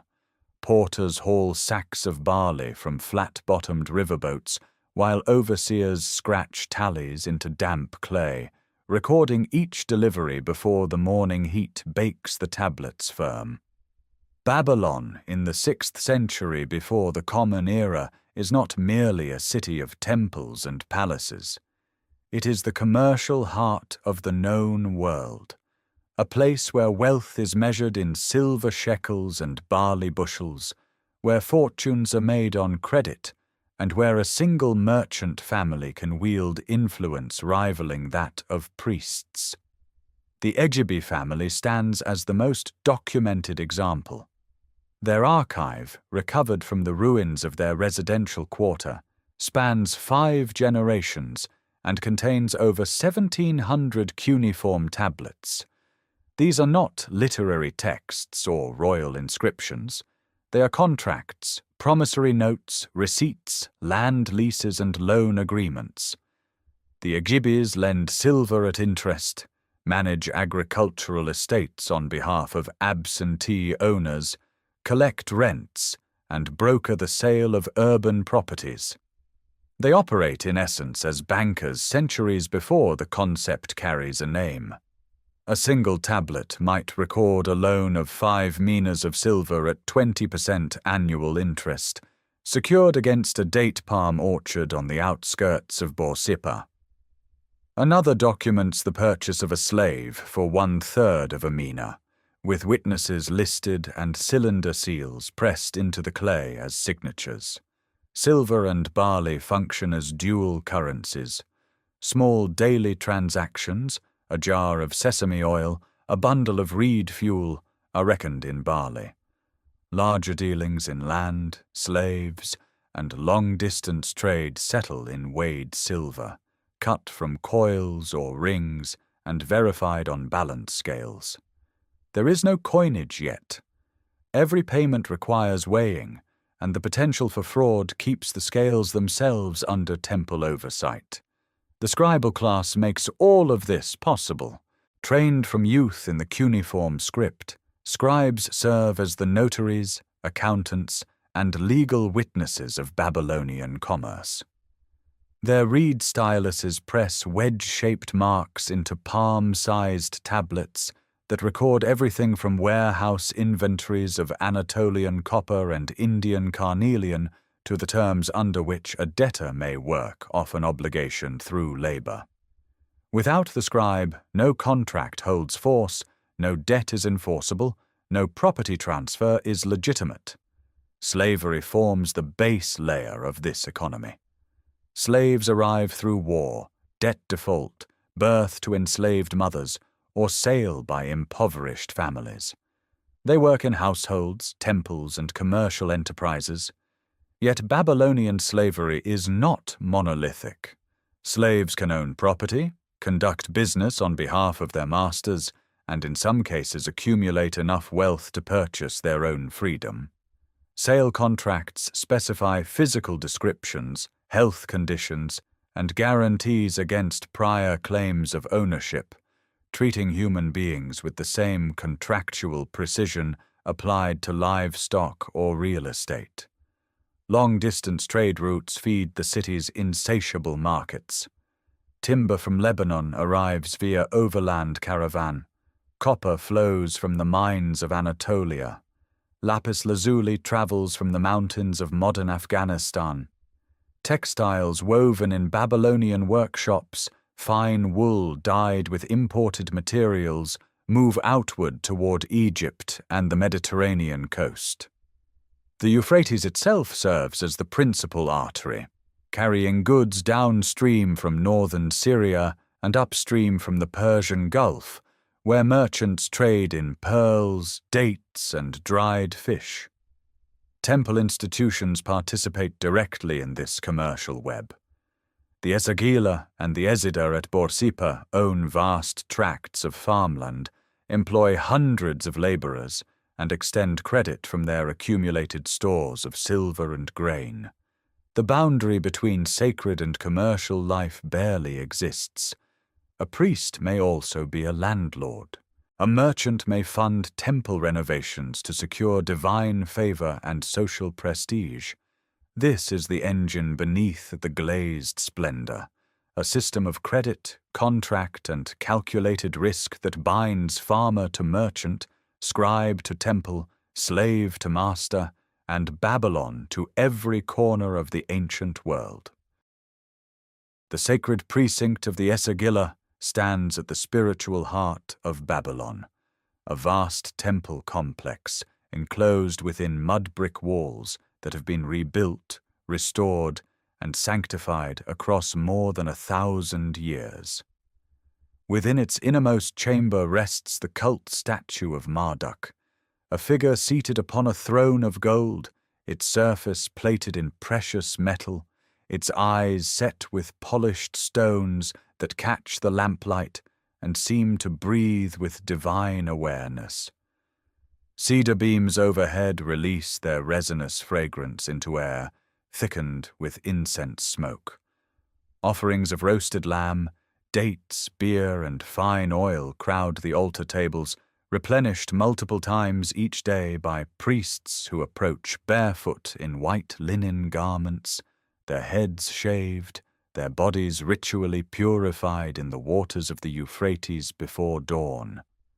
The priesthood that serves Marduk operates within a hierarchy as elaborate as any royal court. At its summit stands the Shangu, the high priest, whose authority extends well beyond ritual into the administration of temple estates, the adjudication of disputes among temple personnel, and the negotiation of political relationships with the crown itself. Beneath him serve the Eribiti, those permitted to enter the inner sanctuary, and the Ashipu and Baru, exorcists and diviners who interpret omens from the entrails of sacrificed sheep, the patterns of oil on water, and the movements of celestial bodies. Each role demands years of training in the scribal schools attached to the temple, where apprentices memorize hymns, incantations, and ritual sequences inscribed on tablets, passed down through generations. The theological architecture of this world finds its supreme expression in the Akitu festival, celebrated across 12 days in the month of Nisanu, the first month of the Babylonian calendar, corresponding roughly to the spring equinox. On the fourth evening, priests recite the Enuma Elish in its entirety within the Esagila, the great creation epic in which Marduk slays the primordial sea goddess Tiamat, fashions the heavens and earth from her body, and establishes cosmic order. The recitation is not mere storytelling. It is a ritual reenactment of creation itself, a renewal of the forces that hold chaos at bay. On the fifth day, the king enters the Esagila and submits to a ceremony of profound humiliation. The high priest strips him of his royal insignia, crown, scepter, ring, and mace, and strikes him across the face. The king kneels before Marduk's statue and declares that he has not neglected the city, has not struck the privileged, has not humiliated the lowly. Only when the high priest restores his regalia does the king's authority renew for another year. Power in Babylon flows not from the throne alone, but through the temple, and the gods must consent to its continuation. The festival's climax arrives when Marduk's statue is carried from the Esagila along the processional way, through the Ishtar Gate, and onward to the Akitu house beyond the city walls. Thousands line the route. The glazed lions along the walls seem to guard the procession. Drums and lyres accompany the god's passage. At the Akitu house, rituals of sacred marriage and destiny determination unfold before the statue returns to its sanctuary, the cosmic order affirmed for another cycle. The temples sustain this grandeur through economic power that rivals the palace. The Esagila alone controls thousands of hectares of irrigated farmland, flocks of sheep and goats numbering in the tens of thousands, and workshops producing textiles, leather goods, and processed foods. Temple slaves, hired laborers, and tenant farmers work these estates. Their output feeds the priesthood, supplies the offerings, and generates surplus traded for silver, copper, and luxury goods. Administrative tablets record every transaction with meticulous precision, each sheep slaughtered, each shekel disbursed, each field harvested. Religion in Babylon is not a private matter of personal faith. It is the operating system of civilization, the framework through which law gains legitimacy, kingship gains sanction, the calendar gains structure, and the economy gains its most powerful institutional anchor. The smoke rising from the Esagil's altars carries more than devotion. It carries the weight of an entire world held in sacred balance. The sacred balance maintained by priests and temples rests upon a deeper conviction that the heavens themselves speak, and that those who learn their language can read the will of the gods inscribed across the night sky. On the upper platforms of Babylon's ziggurats and temple towers, where the air cools and the city's torch smoke thins, men devoted to celestial observation settle onto mud-brick benches as darkness falls. They carry damp clay tablets and sharpened reed styluses. Their eyes trace the slow arc of planets against fixed stars, and their hands record what they witness with a precision that will not be surpassed for over 1,000 years. These are the astronomers of Babylon, and their work stretches across centuries.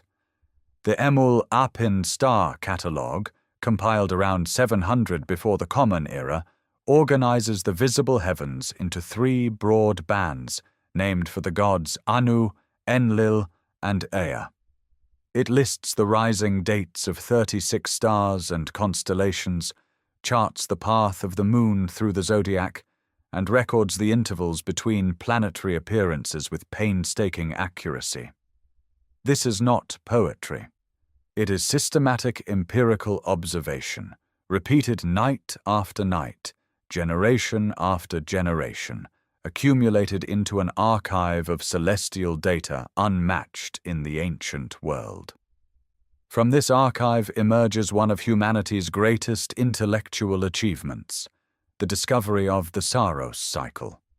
Babylonian astronomers recognize that eclipses of the sun and moon repeat in predictable patterns spanning 18 years and roughly 11 days.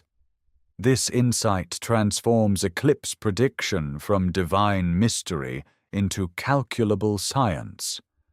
Tablets from the 7th and 6th centuries before the Common Era demonstrate that scholars can forecast lunar eclipses months in advance, a capability that astonishes visiting Greeks centuries later. The mathematical framework underlying these discoveries is equally remarkable. Babylon's base 60 number system, inherited from Sumerian predecessors and refined over millennia, enables calculations of extraordinary sophistication. Scribes solve quadratic equations on clay tablets. They compute the areas of irregular fields, calculate compound interest, and determine the diagonal of a square using a relationship equivalent to what later traditions call the Pythagorean theorem, more than 1,000 years before Pythagoras. The base 60 system yields the 360-degree circle and the 60-minute hour, units so practical that no subsequent civilization has replaced them. Alongside astronomy and mathematics, divination occupies a central place in Babylonian intellectual life. Clay models of sheep livers, marked with zones corresponding to divine messages, train apprentice diviners in the art of extispicy, reading the organs of sacrificed animals for omens. The omen series known as Enuma Anu Enlil compiles thousands of celestial observations linked to predicted outcomes for the king and the state. Oil poured on water, the flight patterns of birds, the birth of malformed animals, all are catalogued, interpreted, and preserved on tablets stored in temple libraries. Medical practice follows similar empirical patterns. Diagnostic texts catalogue symptoms and prescribe treatments combining herbal remedies, mineral compounds, and ritual incantations. Practitioners distinguish between ailments attributed to divine displeasure and those with observable physical causes. Tablets list hundreds of medicinal plants, their preparation methods, and their applications. The astronomical diaries, continuous records of planetary positions, weather, river levels, commodity prices, and notable events, begin around the mid-7th century before the Common Era and continue for centuries. These diaries represent the longest sustained scientific observation program in human history. They enable Babylonian scholars to determine the synodic periods of all 5 visible planets with remarkable accuracy, knowledge that flows directly into Greek astronomical tradition when scholars like Hipparchus access Babylonian records through intermediaries.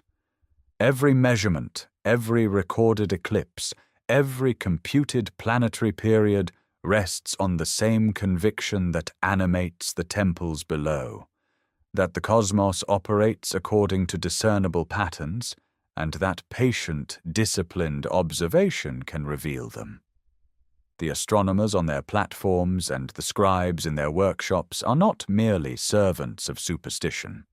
They are the architects of a scientific tradition whose fundamental tools, the degree, the minute, the predictive model, remain embedded in the instruments and institutions of the modern world, invisible inheritances from watchers who turned their faces upward from the mud-brick towers of Babylon and refused to look away. The knowledge that flows from ziggurat platforms and scribal workshops does not exist in isolation. It is carried home each evening by the men who practice it, into households where a different and no less intricate order governs daily existence. Behind the mud-brick walls of Babylonian residences, in courtyards shaded by date palms and cooled by ceramic water jars, the lives of women and children unfold according to customs both ancient and remarkably codified. A marriage in Neo-Babylonian society begins not with ceremony, but with contract. Clay tablets pressed with cuneiform and sealed by witnesses record the terms with the same precision applied to commercial transactions. The bride's family provides a dowry, silver, textiles, household goods, sometimes land, and the contract specifies that these assets remain her property. Should the husband seek divorce, he must return the dowry in full and often pay an additional settlement. Should the wife initiate separation, the law permits it, though the financial terms may differ. These are not informal customs. They are binding legal instruments, enforceable before judges, preserved in archives that survive across generations. Women in Babylon own property outright. They buy and sell houses, manage rental income, lend silver at interest, and appear as named parties in commercial contracts. The archives of prominent families reveal women acting as creditors, as landlords, as participants in the same economic networks that sustain the merchant houses along the Euphrates quays.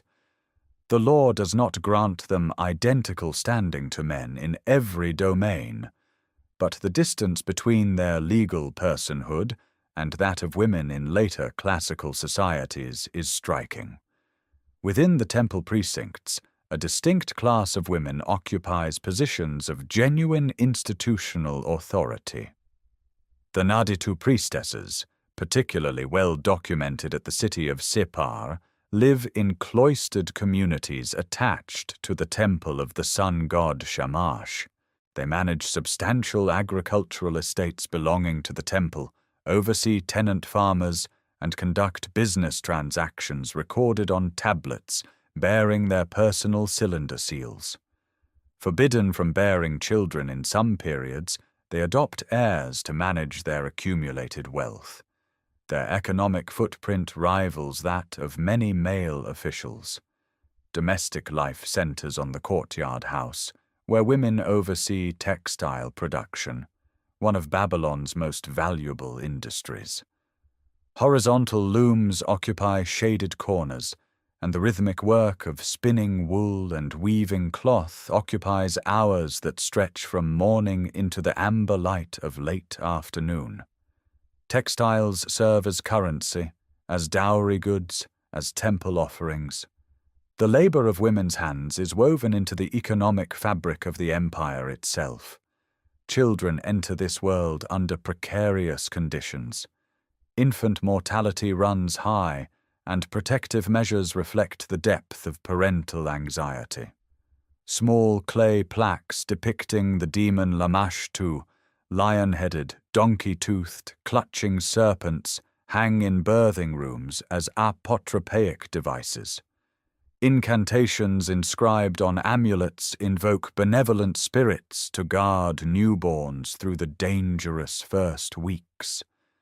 Midwives attend births with knowledge passed through oral tradition, applying herbal poultices and reciting prayers that blend medicine with ritual. Those children who survive begin absorbing the structures of Babylonian life early. Sons of scribal families learn cuneiform at home before entering formal training, practicing wedge-shaped signs on small exercise tablets that archaeologists recover in domestic contexts. Daughters learn household management, textile arts, and the commercial arithmetic necessary to navigate a society where even modest families engage in credit transactions. Education is not universal, but literacy extends further into the population than in many ancient societies, carried by the practical demands of a culture that records everything in clay. The household is not merely a private refuge. It is the fundamental economic unit, the site of production and consumption, the place where legal identity is established through birth and marriage, where religious devotion finds its most intimate expression in small household shrines adorned with terracotta figurines of protective deities. Each courtyard home is a miniature version of the city itself, organized, purposeful, governed by contracts and customs that balance obligation with protection. The lives lived within these walls are quieter than those of kings and conquerors, but they form the bedrock upon which the entire civilization rests. The bedrock cracks in the year 556 before the Common Era, not from invasion or siege, but from a throne seized in circumstances that remain opaque even to modern scholarship. Nabonidus, the last king Babylon will ever crown, takes power after the assassination of the young king Labashi-Marduk. He is not of the royal bloodline. His mother, Adagupi, is a priestess devoted to the moon god Sin at the great temple in Haran, far to the northwest. This devotion runs deep in her son, and it will unravel everything.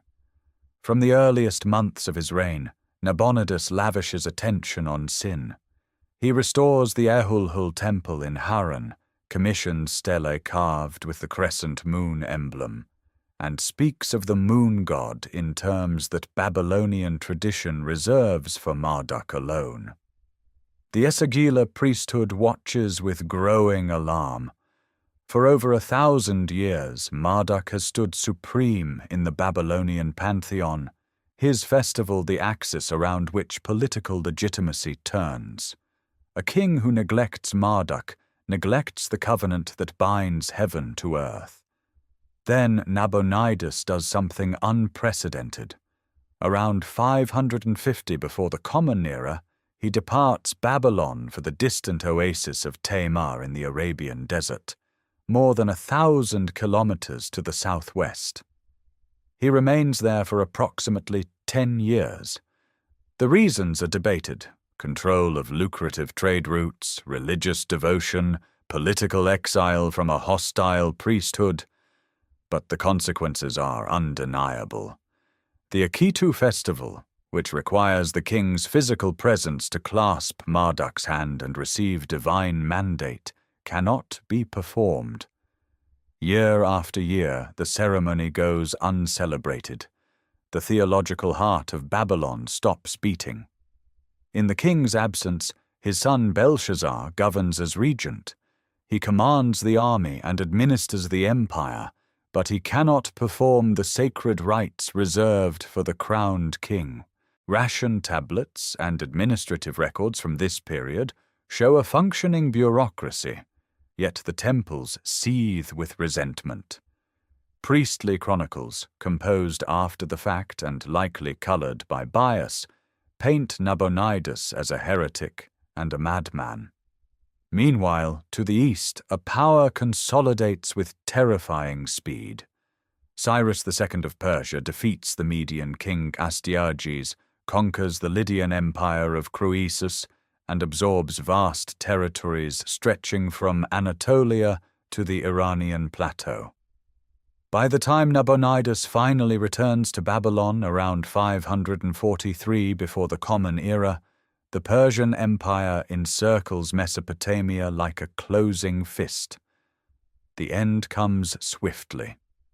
In the autumn of 539 before the Common Era, the Persian army under Cyrus and his general Ugbaru meets the Babylonian forces at Opis along the Tigris. The battle is decisive and brutal. Babylonian resistance collapses. Sippar falls without a fight. Days later, Persian soldiers enter Babylon itself. The Nabonidus Chronicle, a cuneiform text of remarkable restraint, records that the city was taken without battle. Green branches are spread before the advancing army, a gesture of peace. Nabonidus is captured. Belshazzar's fate is less certain in the cuneiform record, though the biblical book of Daniel preserves the dramatic tradition of a feast interrupted by divine writing on the wall. What is certain is that the Neo-Babylonian dynasty, barely 87 years old, ceases to exist. Cyrus enters the city weeks later, presenting himself not as a conqueror, but as a liberator chosen by Marduk. The Cyrus Cylinder, a barrel-shaped clay document discovered in the Esagil's foundations in 1879, proclaims that Marduk himself selected Cyrus to restore proper worship. Exiled peoples are permitted to return to their homelands. Confiscated cult statues are sent back to their temples. The Judean exiles receive permission to return to Jerusalem and rebuild their temple. The cylinder is propaganda, carefully crafted to legitimize foreign rule in Babylonian theological terms. But it is effective propaganda. The city does not burn. The temples are not looted. The Esagila continues to function. Life in the courtyards and markets carries on with little visible disruption. Yet something irreversible has occurred. Babylon is no longer sovereign. The gate of the gods stands open, and through it walks a king who speaks a different language, worships different gods, and rules from distant capitals. The city that declared itself the center of the universe discovers it has become a province. The province endures. Cyrus assigns Babylon a governor, and the ancient administrative machinery continues to turn, its clay tablets now stamped with Persian authority. For nearly a decade, the transition appears almost gentle. Temples receive their rations. Priests perform their rituals. The Esagila remains the spiritual axis of a city that has simply exchanged one master for another. But the calm fractures when Cyrus dies in 529 before the Common Era, campaigning against the Massagetei on the Central Asian steppe. His son Cambyses inherits the empire and departs for Egypt, and in the chaos following his death in 522, Babylon seizes its chance. A man calling himself Nebuchadnezzar III claims the throne, invoking the golden name to rally the city. Darius, a Persian officer of royal Achaemenid blood, crushes the revolt within weeks. Months later, a second pretender rises, Nebuchadnezzar IV, and Darius crushes him too. The great rock relief at Bisitun, carved high on a cliff face along the road from Babylon to Ecbatana, records these victories in 3 languages. The Babylonian rebels stand in chains beneath the boot of the Persian king, their names inscribed as warnings. Darius proves a shrewd administrator. He divides the empire into satrapies, and Babylon becomes the seat of one of the wealthiest. Silver tribute flows outward to Persepolis and Susa, the twin capitals rising on the Iranian plateau. Babylon contributes 1,000 talents of silver annually, the heaviest assessment of any satrapy. Persian soldiers patrol the processional way. The immortals, the elite royal guard in their embroidered robes and gold-fitted spear butts, become a familiar presence along streets once ruled by Chaldean kings. Yet the deeper erosion is linguistic. Aramaic, written in ink on papyrus and leather rather than pressed into clay, becomes the language of imperial administration. Cuneiform does not vanish. Priests and astronomers continue to use it, but it retreats from commerce and governance into the specialized world of temple scholarship. The living tongue of Babylon begins its long withdrawal into sacred silence. The breaking point arrives under Xerxes. In 484 before the Common Era, Babylon revolts again, and this time the Persian response carries a different weight.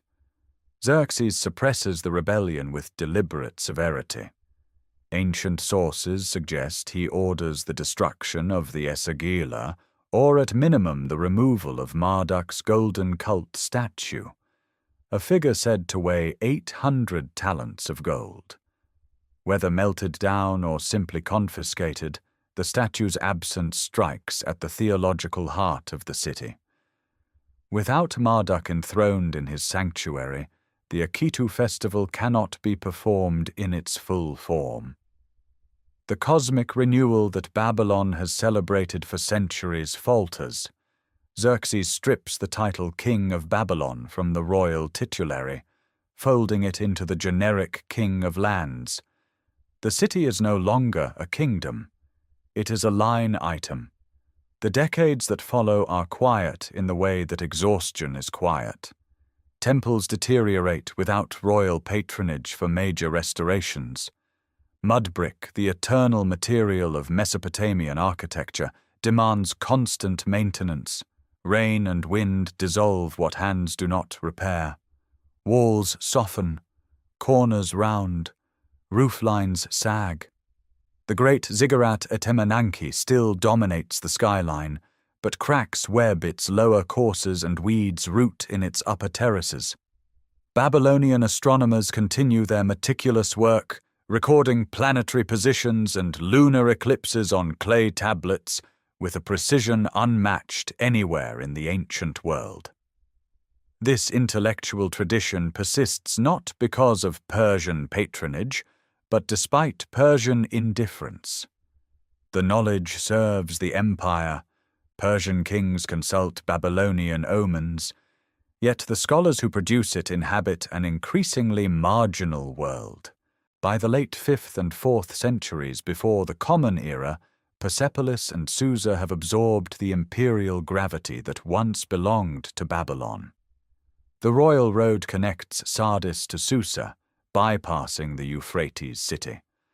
Trade routes shift, population slowly thins. The great double walls that Herodotus described with such wonder still stand, but they enclose growing stretches of empty ground where houses have crumbled and gardens have gone to dust.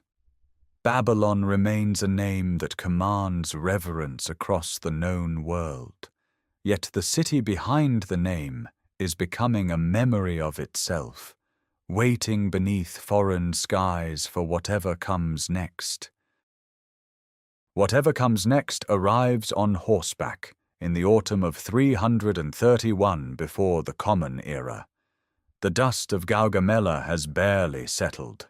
Darius III's army shattered on the plains east of the Tigris, when Macedonian cavalry appears on the horizon west of Babylon.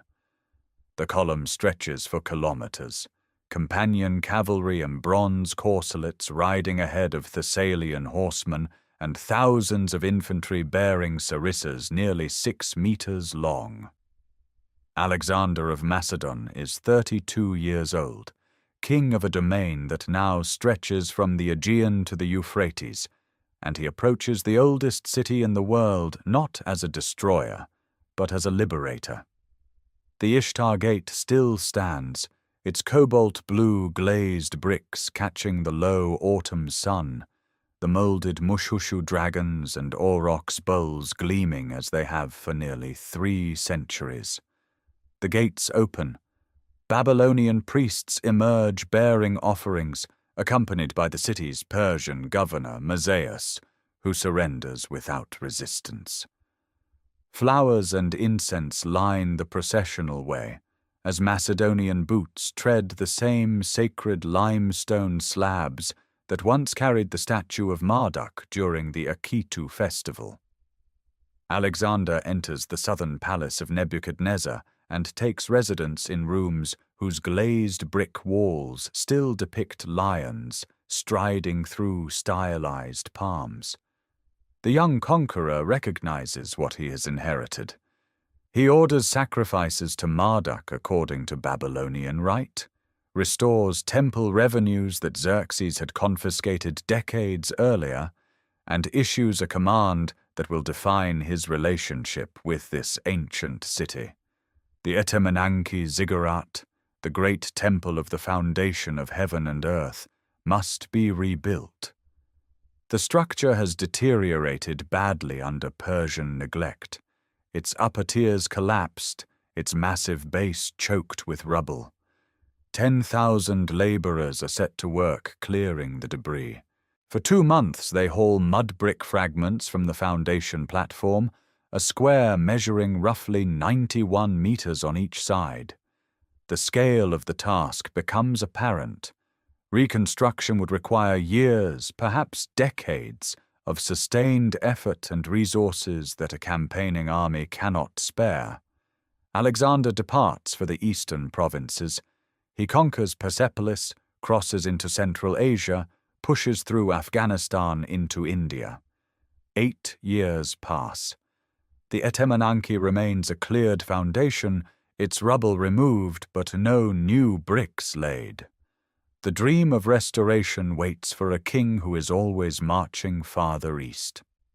In the spring of 323 before the Common Era, Alexander returns to Babylon. He is exhausted, grieving the death of his companion Hephaestion and planning new campaigns toward Arabia.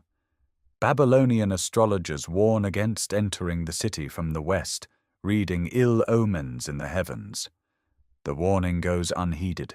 Within weeks, after a prolonged banquet, fever seizes the king. For 10 days he lies in the palace of Nebuchadnezzar, his condition worsening steadily. On the 10th or 11th of June, Alexander dies. He is 32 years old. The greatest conqueror the ancient world has known expires in the same mud-brick chambers where Nebuchadnezzar once planned the siege of Jerusalem. The empire fractures immediately.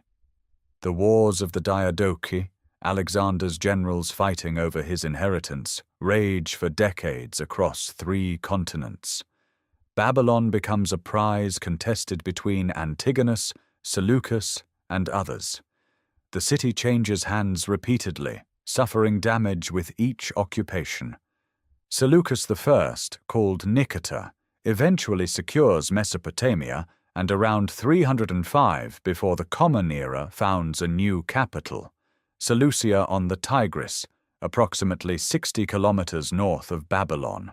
The new city is built on a rational Greek grid plan, designed to attract commerce along the Tigris rather than the increasingly unpredictable Euphrates. The transfer is deliberate and devastating. Population drains from Babylon to Seleucia, merchants, craftsmen, laborers seeking opportunity in the rising city. The Esagila temple still functions, its priests maintaining ancient rituals, but the residential quarters thin. The Etemenanki Foundation sits open to the sky, a monument to a reconstruction that never came. Streets that once held 200,000 inhabitants grow quiet. The Gate of the Gods remains standing, its blue tiles fading under sun and wind, but the city it guards is becoming something it has never been before, a place people leave. The departure accelerates through the 3rd century before the Common Era. Seleucid administrators govern from their gleaming capital on the Tigris, and Babylon contracts like a body losing warmth from its extremities inward. The outer walls, those legendary fortifications that Herodotus claimed could support a chariot race along their summit, begin to sag. Rain dissolves their unfired mud-brick cores season by season. No royal decree orders their repair. No labor gangs arrive with fresh clay and bitumen. The walls simply melt, slowly, imperceptibly, the way a riverbank surrenders to current. Yet the Esagila endures. Within its precinct, priests still perform the daily washing and feeding of Marduk's cult statue, still recite the ancient liturgies in Sumerian, a language no one outside these walls speaks anymore. The temple owns farmland, collects rents, employs a diminished staff of bakers, brewers, and weavers who provision the rituals. Astronomical observers still climb to elevated platforms and record the movements of Jupiter and Saturn on clay tablets, pressing wedge-shaped marks into wet earth using a technique unchanged across 2,000 years. These diaries, meticulous logs of planetary positions, weather, river levels, and commodity prices, represent the longest continuous scientific observation program in human history. The Parthian Empire absorbs Mesopotamia around 141 before the Common Era, when Mithridates I takes Seleucia itself. Babylon, already secondary, becomes tertiary. The settlement contracts to a village clustered around the Esagila complex. Mud-brick houses collapse and are not rebuilt. Their walls dissolve into mounds that grass and scrub colonize. Sand drifts through doorways that once opened onto crowded streets. The processional way, where lions in glazed relief once watched Marduk's statue pass during the New Year festival, lies buried beneath wind-blown sediment. The Ishtar Gate's cobalt tiles crack and fall, scattering blue fragments across brown earth like shards of fallen sky. The Euphrates itself conspires in the abandonment. The river shifts eastward, carving new channels through the alluvial plain, pulling its life-giving water away from the canal network that sustained the city for millennia. Without regular dredging and maintenance, irrigation channels silt closed. Date palm groves wither. Fields that once fed hundreds of thousands return to salt-crusted wasteland. Pliny the Elder, writing in the 1st century of the Common Era, notes that the Temple of Marduk still stands, though the city around it has been reduced to desolation. This is Babylon's final paradox. The Sacred Heart outlasts the civic body. A handful of priests maintain diminished rites in a temple complex surrounded by ruins, performing rituals whose meaning stretches back to the age of Hammurabi. The last known cuneiform text dates to approximately 75 of the Common Era. It is an astronomical almanac, a prediction of planetary positions for the coming year, written by a scribe trained in a tradition stretching back to the old Babylonian period. The reed stylus presses into damp clay one final time. The wedge-shaped impressions dry in the Mesopotamian sun. No student waits to learn the craft. No apprentice watches the scribe's hands. The tablet is set aside, and with it, a writing system that endured for more than 3,000 years falls silent. The courtyards of the Exile fill with dust. The gold that once plated Marduk's chamber has long since been stripped, by Xerxes, by looters, by time. The cult statue itself has vanished from the historical record. Mud brick returns to mud. Fired brick is scavenged by villagers from surrounding settlements who carry it away for their own modest constructions, not knowing they dismantle the gate of the gods brick by brick. By the 2nd century of the Common Era, Babylon is a tell, an artificial hill of compacted debris rising from the flat Mesopotamian plain. Reeds grow where the Euphrates once lapped against key walls. Jackals den in chambers that housed kings. The silence is not sudden but geological, the kind that accumulates grain by grain until what was once the largest city on earth becomes indistinguishable from the land that bore it. The mud reclaims what the mud gave. For 17 centuries the tell sits undisturbed, a low mound baking under the Iraqi sun, visited only by Bedouin herders and the occasional European traveller who sketches its contours without comprehension. Then, in 1811, Claudius James Rich, the British resident in Baghdad, arrives with measuring tapes and a notebook. He spends 10 days surveying the mounds, mapping the outlines of what he correctly identifies as the ruins of Babylon. His published memoirs reach London drawing rooms and ignite a slow fire of curiosity across Europe. The tell has a name again. Decades of sporadic digging follow, but the transformation begins in 1899 when the German architect Robert Koldewey sinks his first trench into the mound called Kaiser. He does not leave for 18 consecutive years. Where previous excavators sought portable treasures, Koldewey seeks walls. He traces mud brick foundations with the patience of a surgeon, mapping street grids, palace complexes, temple precincts. His workers uncover fragments of glazed brick in extraordinary cobalt blue, turquoise, and gold, pieces of the Ishtar Gate, buried under centuries of debris.